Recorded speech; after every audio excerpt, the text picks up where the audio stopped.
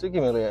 Šiandien pademonstruosim, kaip prijungti jūsų mobilų telefoną belaidžių būdu prie jūsų automobilio multimedijos. Dauguma nuo 2016-2017 metų pagamintų automobilių turi integruotą multimediją su Android Auto arba Apple CarPlay sistema. Dažniausiai ji būna laidinė, tad norint prisijungti reikėdavo atlikti tokį veiksmą, tai yra atsirakinti telefoną ir prijungti jį laidiniu būdu.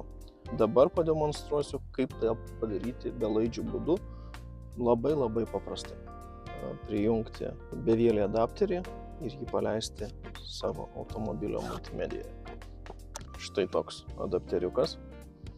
Šis adapteris beje turi galimybę įsidėti SIM kortelę ir veikti nepriklausomai nuo jūsų telefono.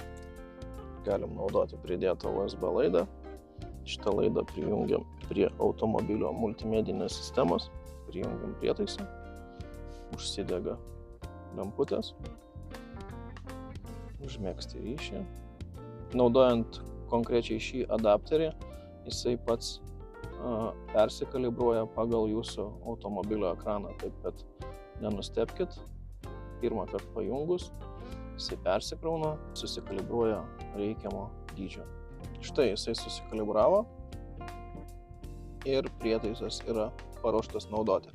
Jį galima naudoti atskirai, jisai veikia Apple CarPlay pagrindu ir čia yra pačios įdomiausios funkcijos,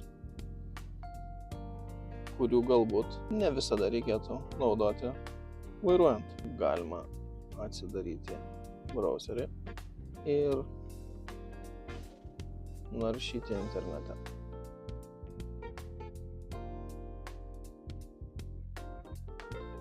Bet norint prisijungti prie savo esamos paskyros, pavyzdžiui šiuo atveju Android Auto, tai tiesiog reikia paspausti šį mygtuką ir telefone prisijungti prie šio adapterio. Štai mes prisijungiam prie adapterio, patvirtinam telefone.